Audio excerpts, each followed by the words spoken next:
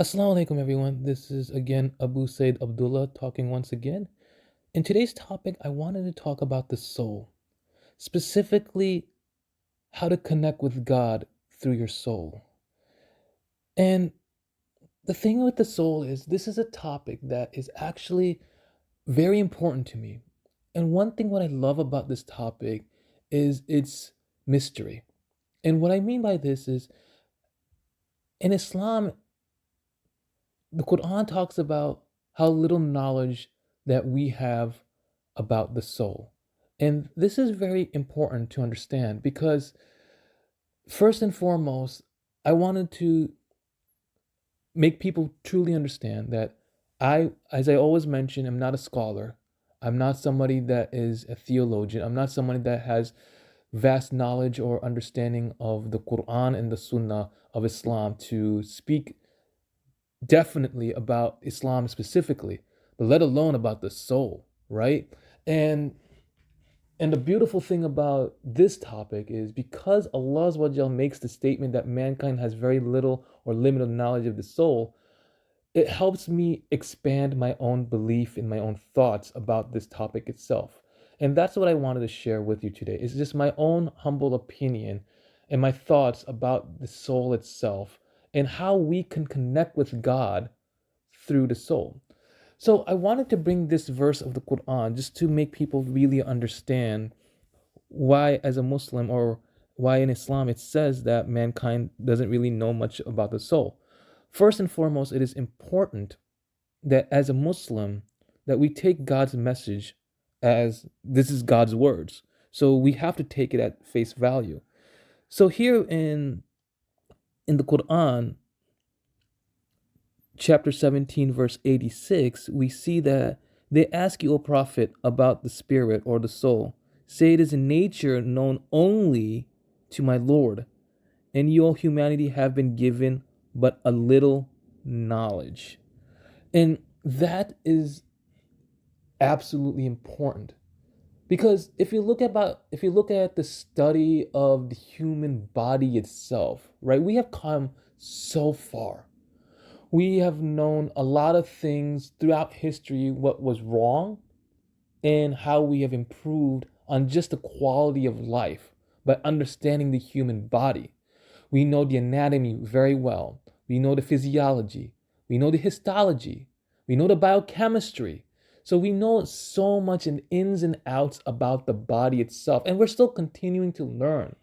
But the things that we have learned about the body has drastically improved our self, our quality of life, and just the ability to understand who we are as human beings. But when it comes to the soul, and if God says man has very little knowledge of the soul, it makes you think. We should put a lot of important emphasis on the soul. More importantly, we should start taking active engagement with ourselves. Because some people will say the soul is a combination of who we are. It is our ego, our nafs, it is our hearts, it is our emotions, it is our thoughts, it is everything that makes us who we are. That is all accumulated within our souls. And again, Allahu Alam, Allah knows best, and I don't know for sure what the soul sincerely consists of. What we do know is that when God gives us something and we're not utilizing God's gift on us, that's what makes it scary. And that's what makes it dangerous. And that's what makes us vulnerable to things that can lead us astray in this worldly life. Just like we know a lot about the body, we can come up with cures, we know what to avoid and what to stay away. We could come up with guidelines. We could come up with regulations. We could come up with things that will help promote us to live happy, healthy lives. But when it comes to ourselves and our connection with God, we want to tend to run away from it. We tend to wanting to abandon it. We tend to basically nourish into our own desires. And sometimes those desires itself is not what you need. It's not a necessity. And we, instead of flourishing, we are literally harming ourselves, killing ourselves, and hurting ourselves. And looking at our society today, and this is where I want to connect our soul with God. When we look at our society today, so many people are depressed, emotionally unstable, lost, confused, just completely don't know where they're going with their lives and what they're doing. And this is not just regular people. This is actually what we as society call successful, rich people as well. I have seen cases of even great Hollywood stars or musicians who are depressed, and some have contemplated very difficult choices in their lives. I don't want to get into huge things, but let's just be clear. Human beings are complex people, and our emotional states changes, and we are sometimes in a positive state of mind, and then we're in a negative state of mind, and we are all mixed with these emotions and feelings, and we just are completely lost. And I believe, and I sincerely believe, that our soul screams at us to get back to God. Because our soul screams at us that we need to go back to God, that we need to follow God's rules and God's laws and God, what He has given to us. Because the soul recognizes God, and it's actively screaming at us that we need to go back to God. And there is a verse in the Quran that I take seriously because it really makes you wonder about our own promise to God. That's right. See, in Islam, we made a covenant with God. We actually made a promise with God. And the promise is, and this is in chapter 7, verse 173 in the Quran, and remember when your Lord brought forth from the loins of children of Adam their descendants and had them testify regarding themselves. And Allah asked them, am I not your Lord? They replied, yes, you are, that we testify. He cautioned, now you have no right to say on Judgment Day, we were not aware of this. See, the thing about this testimony that we as human beings made, at least I can say, I don't remember that meeting and that covenant that I made with God. But as a Muslim who've accepted the Quran as the word of God and have accepted that whatever God has said is true, because everything that I found through Islam has been true, so therefore this statement must be therefore true. But it questions my mind, why can't I remember that moment? But then I come back to my own self and say, but sometimes I feel like, and this is where I think people can recognize, we feel sometimes what we do in our own selves, with our own selves, what we do with our lives comes out to be just misplaced. We just can't figure it out exactly. We just can't place it, but it just doesn't feel right. Right? And sometimes those moments that when we are trying to navigate life itself and it's like a puzzle piece that doesn't make sense, right? That's where I say that our soul is screaming at us. And that missing puzzle that doesn't fit is our soul saying, don't do that. Don't do it. Get back to God. And more times we ignore it. More times we come to just, nah, because what we follow through is our desires, the temptations on earth. And instead of really listening to ourselves, we want to follow these things, these desires, these temptations. This is what our heart falls to, these emotional cracks. And that's why we are in these emotional states of depression and lost and confused and all of these things. Because we allow ourselves to fall through these traps. And most of these traps are caused by ourselves, mankind, because we, as mankind, do not want us to get closer to God because of our own nefarious reasons, right? Most of the time, it comes to dollar signs, money, right? We made lives for ourselves so comfortable and we made a quick dollar out of it. So it's not profitable for us to have ourselves be realizing if these things are not actually good for us and what we should be going back is to God. We're gonna just like, it just ruins this whole business model. So that's why it's not incentivized by people to say, oh, what we're doing is wrong. Oops, we're sorry. What God had planned for you was actually right. No, of course not. They're not gonna do that. But if your soul is screaming at you that you need to get back with God, you need to start listening. You really need to start listening.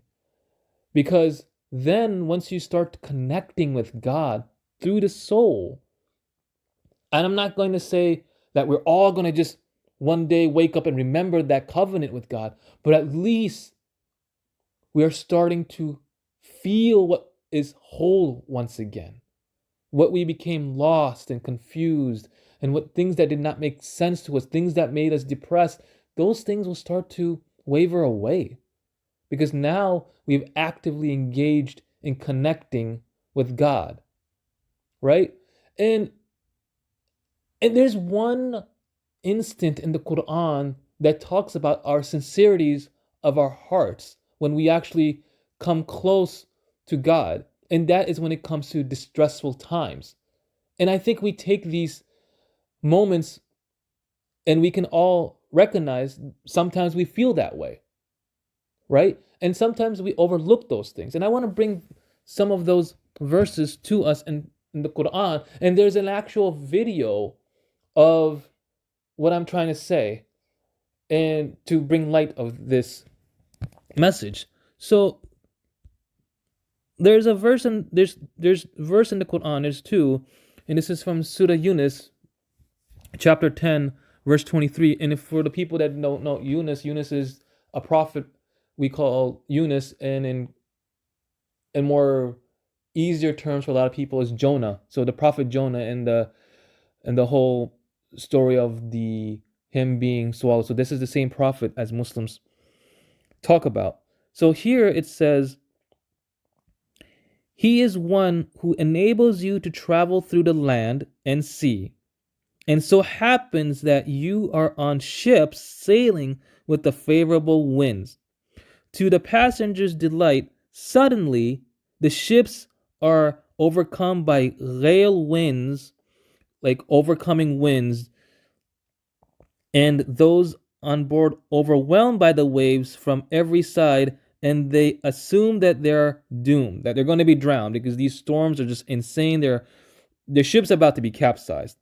They cry out to Allah alone in sincere devotion. If you save us from this, we will certainly be grateful. And this verse also continues, but as soon as he rescues them, they transgress in the land unjustly. O humanity, your transgression is only against your own souls. There is only brief enjoyment in this worldly life. Then to us you'll return, and then we will inform you of what you used to do. And this is very powerful And this is where I'm trying to get people to sincerely understand, right? We get those uncomfortable moments in life. Sometimes we are faced with death, really. Sometimes we're faced with a very challenging moment in life. And then we make a prayer to God, and this is where our hearts become so sincere. When we're in a position when we have no one to turn to, then we turn to God, right? And look how we become so sincere in our belief in God. And that sincerity is then translated when God takes that adversity away from you and brings you some good tidings. Most of us don't heed to that oath, right? Think about what causes us, rationally thinking, what causes us to sincerely start to ask God's help. People, and this is really important to understand because we take life not so seriously, and we should. And if we cannot even recognize what caused us to invoke God's name, oh, I was just, in that emotional state of mind. Do you think that was emotion? Oh, I was in a very, it was just that one moment that I didn't know what to do. I mean, that's what I did. Right? These are common things that I hear. But could it be that it was your soul that was screaming out, asking God, please save me? Because your rational mind cannot explain it. Your heart cannot explain it. You just invoked God's name. It's instincts, right? It's instinctual. So, again, going back to the topic of we don't know the soul very well. There are elements of our soul that we don't know. But if we come across moments like this, when we are faced in dire situation, when we have no one to turn to and we're just asking God for help, right? This is a moment that we should start reflecting ourselves and take these things seriously. Because what happens is we live our lives so comfortably. We never put God first. And then when something that bad happens to us and we are invoking God to help us, and when God does miraculously, and I do say this miraculously, but most people, they just said, oh, well, it just, happened. Not thinking that it was God, but it just happened. And their turmoils become back to ease.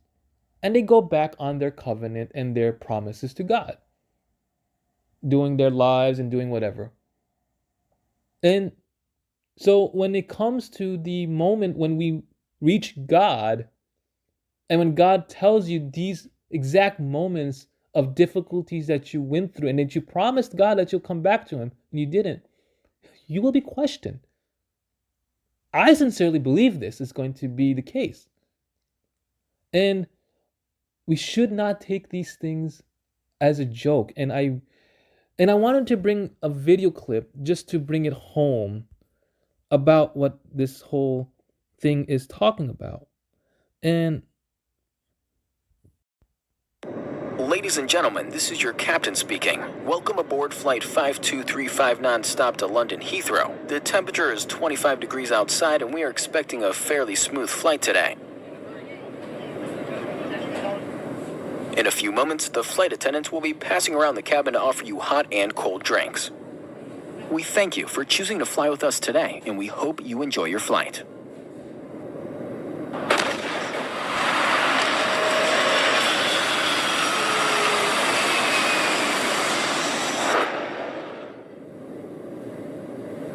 Thank God it was just a dream. God? I don't believe in God. Ladies and gentlemen, the captain has turned on the fasten seatbelt sign.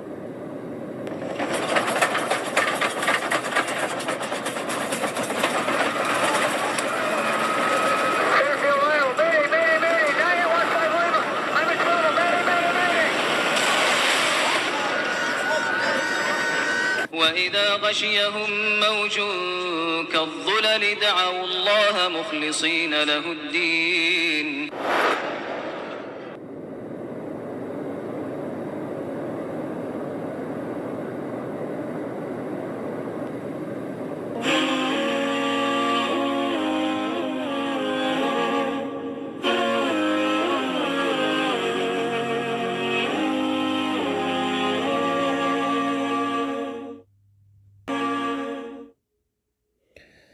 So there you see in that small video clip of how people, when they're faced adversity, and here this person who says himself that he doesn't believe in God, and then he just starts screaming out, oh God, save me, right? And I just find that this is how a lot of people are. And even if you do believe in God, but when you comes to believing in God, it's not like when you can just pick and choose when you can believe in God. Believing in God is not just something, or okay, I believe in God, but not actively engaging with God. And if you're not actively engaging with God, then how are you sincerely connecting with God? And this was just a small taste of when people don't actually even believe in God in the first place.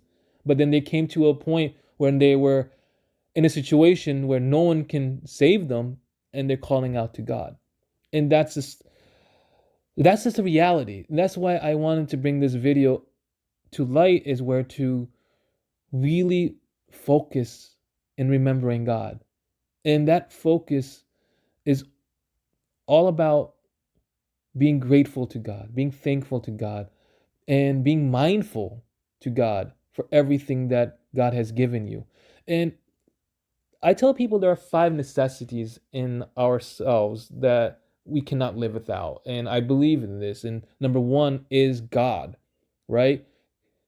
God does not need us, but we need God. And it becomes more and more apparent when you get closer and closer to connected with God. You will see, you'll take steps back in your own life. You'll see a bigger picture, and you'll see how sincerely you are dependent on God. And number 2 is obviously water, right? Also, number 3, air. Number 4, of course, food. And number 5, a place to rest, right? The human body needs to sleep. And it would make it much more easier if we're in a comfortable place to sleep and not overly stressed. So these are the 5 necessities. And anything outside of the necessity is a want and desire. Some of those wants and desires can make lives a little easier, of course. It makes our days more productive and more efficient. And sometimes those desires can help us worship God better. Sometimes it helps with our lives and the quality of our lives better, of course, when you have clean water to drink, and you have good foods to eat, healthy foods to eat, you have clean air to breathe, and a good comfortable place to sleep, but the main thing is, what about our soul, right? How are we tending our soul? How are we taking this soul seriously when it's actually actively engaging in communicating with you to get close to God? Because we have studied the field of our own bodies, and we understand our bodies so well now, right? It's like if you take our knowledge of our body and our technologies and our instruments, and we go back 1400 years ago, people will look at this is insane, right? Some people will say this must be magic, right? But it's just, we have come to dedicate ourselves to understand ourselves, to better live our lives. And I think this is the same. We need to get back with God and connect with God so we can really see the things that we are missing out, that our soul is screaming at. So I wanted to actually conclude this video with a doctor who basically talks about his journey in connecting with God. Yes, he is a Muslim, and I'm going to fast forward scenes that are not relevant, but I want to really focus on his journey to just connecting with God. So you don't have to be a Muslim to really do what he did to connect with God. What I really want you to emphasize is just his sincerity that he made an oath with God that he'll connect with God. And you can watch the entire video yourself and his complete journey to Islam, but I just wanted to focus on his sincerity that he made this covenant with God. And that is what is more important to bring the highlight out. So let me bring that video for you right now.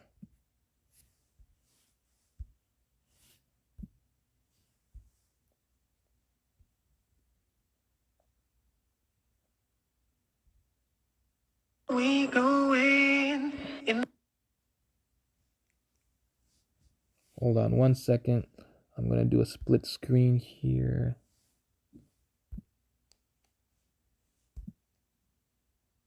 There we go.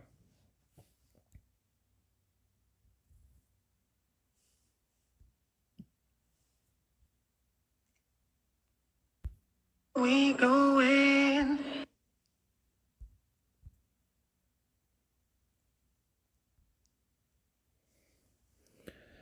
So I have some timestamps here that you see on the bottom of the screen. It's just so we can get through this video more efficiently. A lot of the things that I will just skip through. Again, I'll put the entire video if you want to watch his entire journey to becoming a Muslim, but I'm putting the relevant stuff, how he actually is sincere with God. I think that's more important in this video highlight. Let people know how I made this major change in my life and in my religion. I've decided to tell the story. The story takes us back to 1990. Before 1990, I was the typical American. I basically subscribed to the philosophy that the person who died with the most toys wins.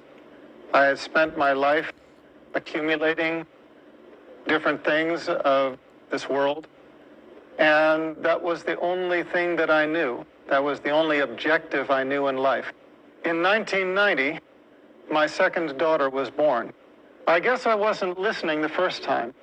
When my first daughter was born, Christina, about 10 months before, she did something I had never seen any child do before, and that is that she was able to stand from the very first day of life. From the very first day, if I put her on her feet, she would stand upright by herself. Now, I'm a doctor. I'm a medical doctor. I understand that that is something that a newborn baby is not supposed to be able to do. But I didn't see it as a miracle. I saw it as something interesting, something charming about this child. But I guess I didn't get the message. I guess the message had to come to me twice, and the second time in a more dramatic way. So, 10 months later, in 1990, my second daughter, Hannah, was born. Now, Hannah was taken directly from the birthing room in the hospital to the neonatal intensive care unit. And at the time, I didn't know why. They did not tell me. I was a doctor working in the hospital. It was George Washington University Hospital, one of the most famous hospitals in the United States. That was the hospital where President Ronald Reagan went when he was shot. You cannot fault the medical care at that hospital. They had the highest medical care. So when I found out that my second daughter was blue, I was very concerned. I went and saw her in the intensive care unit. From the level of her chest down to her toes, she was a dusky, the only way I can describe it is a gunmetal blue, this deep, deep, dusky kind of. So he goes on here in detail on explaining he explaining his daughter's condition in detail. And so let's just move forward to what's more relevant.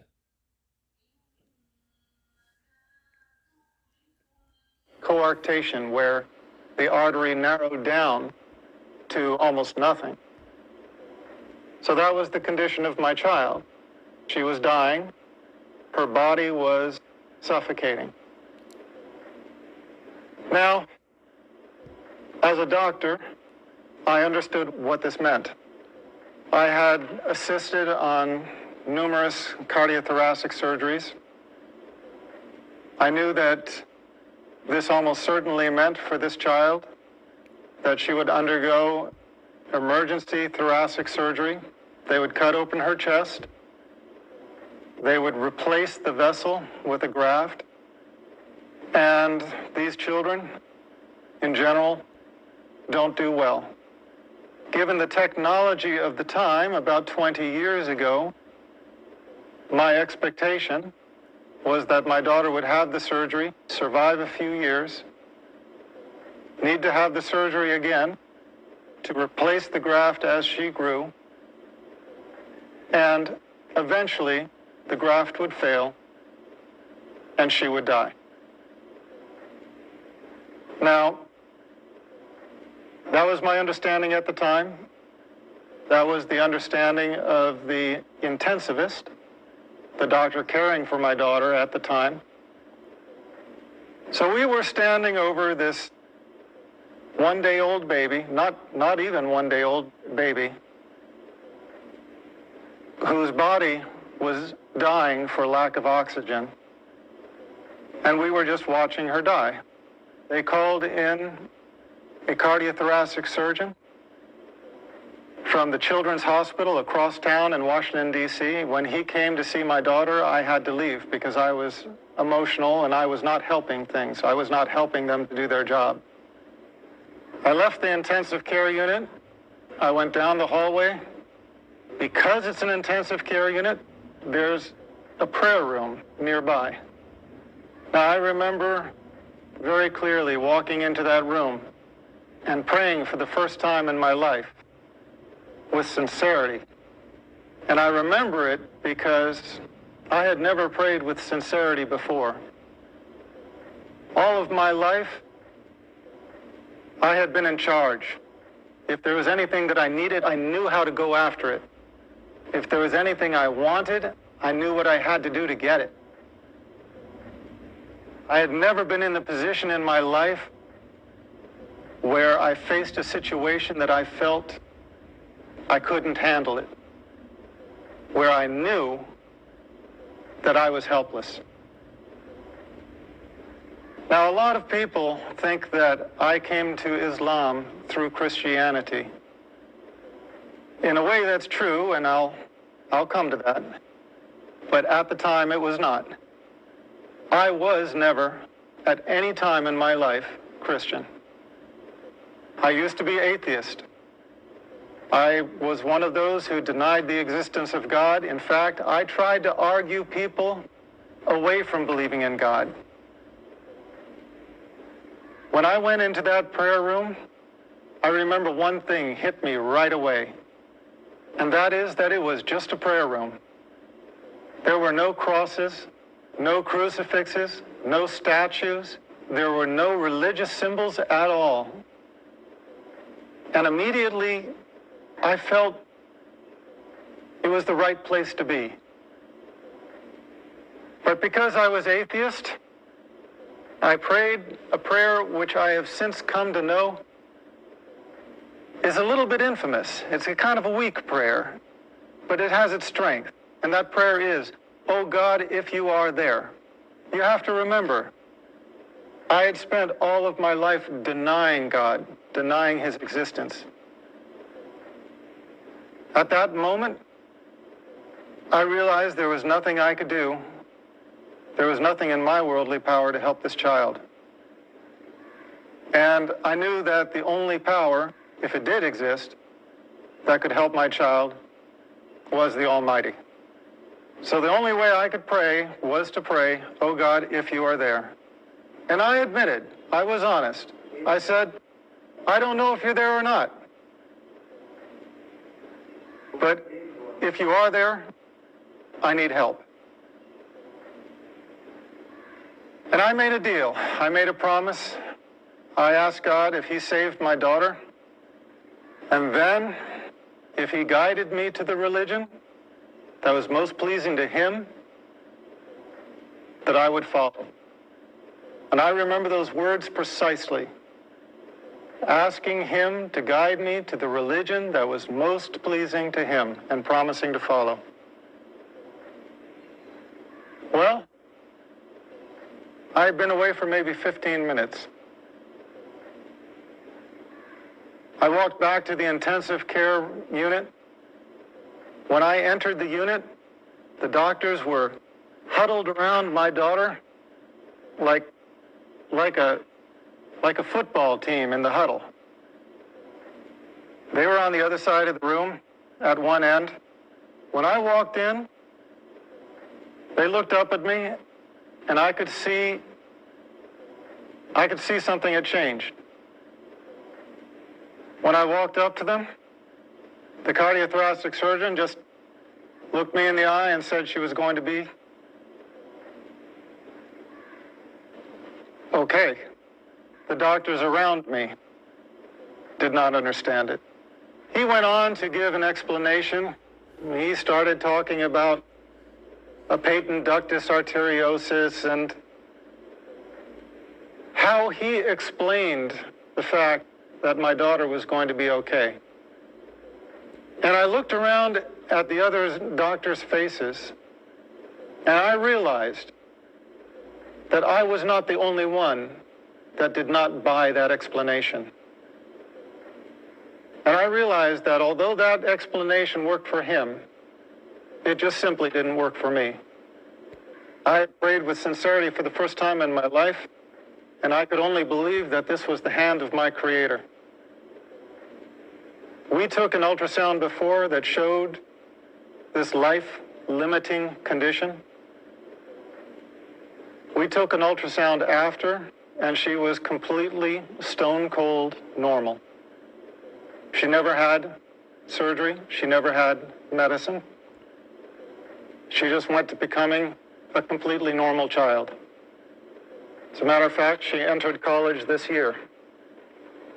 When I saw this miracle, I realized I had made a promise. And I realized that if I did not fulfill that promise, I would be blameworthy. So I started searching. I had promised my Creator that if He would guide me to the religion most pleasing to Him, that I would follow. And the last thing I wanted was to die with that promise being unfulfilled. I would love to continue and finish the story all in one. So he goes on in talking about now how he became a Muslim. Again, I don't want to bring that into this video because what's relevant, once again, is I really wanted to highlight his sincerity to God and making that oath with God that if everything would work out, he would find God. And I think that's the most beautiful takeaway, that as human beings that we need to start recognizing. Because if something like this happens to us, like I mentioned, sometimes we do go through the most terrifying moments in our lives and we have no one else to look for, but we look for God to help us. And we make these kind of oaths, we have to be sincere about it. And I think that if you go ahead and view his completely video, again, it's really humbling to listen to his complete story. So now I want to end this video with this last thing that he says, which I think is very relevant.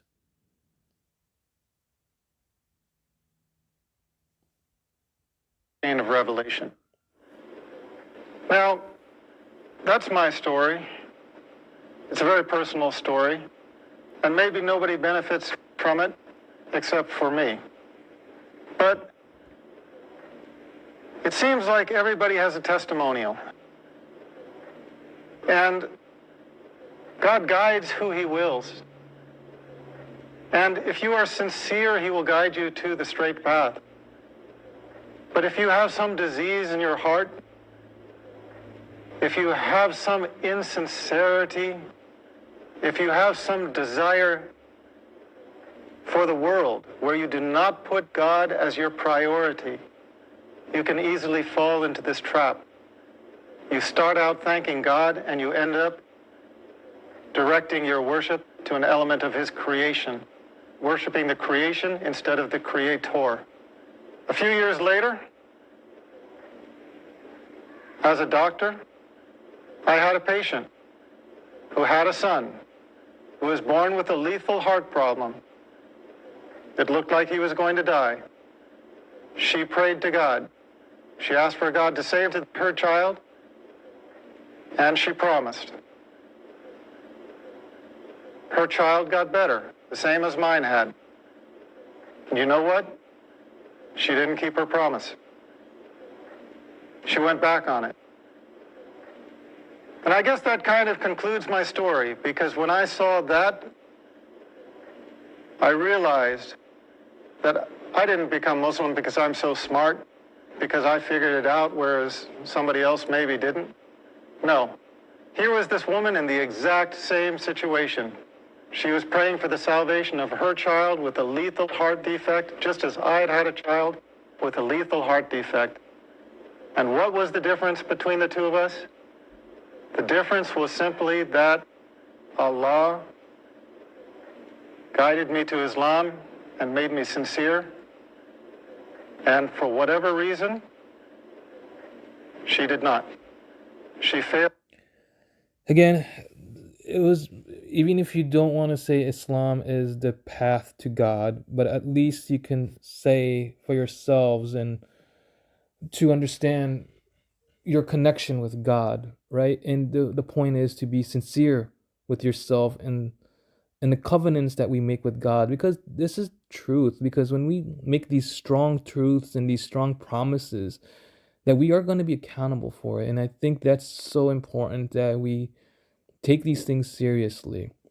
And so I wanted to conclude with the last thing of saying that I know it's not easy to navigate through life and to understand where I should search and what I should do. And I can't give everyone the answers because I'm on my own journey and I have found the answers for myself, and I've looked in within myself, and I'm on this path because I sincerely, like I mentioned in many times to people before, I want to be with God.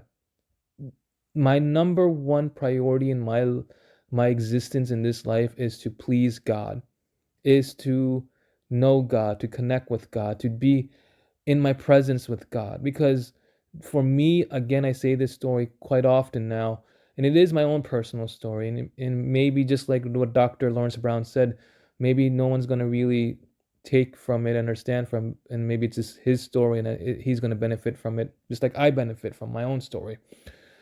That for me, my hell is just the fact if my God, Allah Azawajal, the creator of the universe, you can call him by any name you want to. Call him by any name you want to. Just the fact if your creator, my creator, does not look at me just once, that's devastating. That's devastating. And so if we made this covenant, if we made this oath with God, then believe it, I take it seriously. And just because I cannot remember that oath, but sometimes when my soul screams at me, I pause and I listen. And maybe what my soul is saying is from that covenant. And it's just reaching out. And it's important that we take a step back and look at the bigger picture. And we take the necessary steps for our soul, for ourselves, to get closer and connect with God. Because just like in medicine, we have taken strides in learning about the anatomy, the physiology, the biochemistry, the histology, all of these things to make us healthy human beings to live as long as we can. It's our responsibility. It's our duty on what we do to our bodies, knowing the facts that we know now.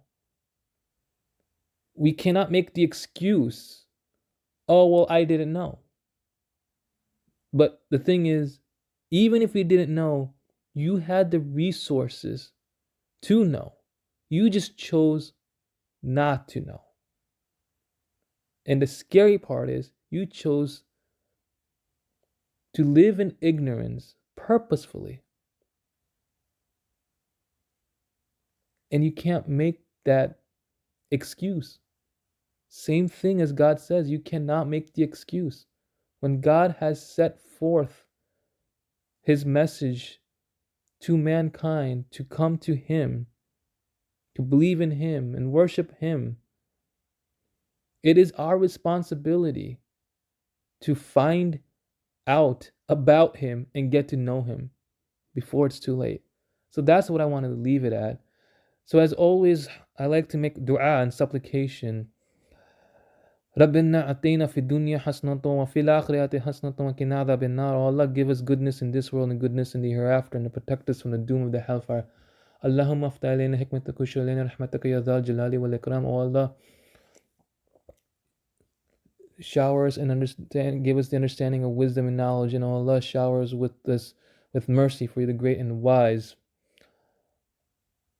Allahumma anta salam minka salam tabarakta ya dhal jalali wal ikram. Oh Allah, you are peace, and from you comes from peace. Blessed are you, majesty and high. Allahumma salli ala sayyidina Muhammadin wa ala ali Muhammadin kama sallaita ala Ibrahim wa ala ali Ibrahim innaka Hamidun Majid. Allahumma barik ala Muhammadin wa ala ali Muhammadin kama barakta ala Ibrahim wa ala ali Ibrahim innaka Hamidun Majid. O Allah, send my salutations and blessings on my beloved Prophet Muhammad sallallahu alaihi wasallam soul, and the family of the Prophet Muhammad sallallahu alaihi wasallam soul, as you have blessed Prophet Ibrahim alayhi salam and the family of Prophet Ibrahim alayhi salam, for the blessed and high, and send those blessings on Prophet Muhammad sallallahu alaihi wasallam soul and the family of the Prophet Muhammad sallallahu alaihi wasallam soul, as you have blessed Prophet Ibrahim alayhi salam and the family of Prophet Ibrahim alayhi salam, for you the blessed and most high. Assalamu alaikum and goodbye.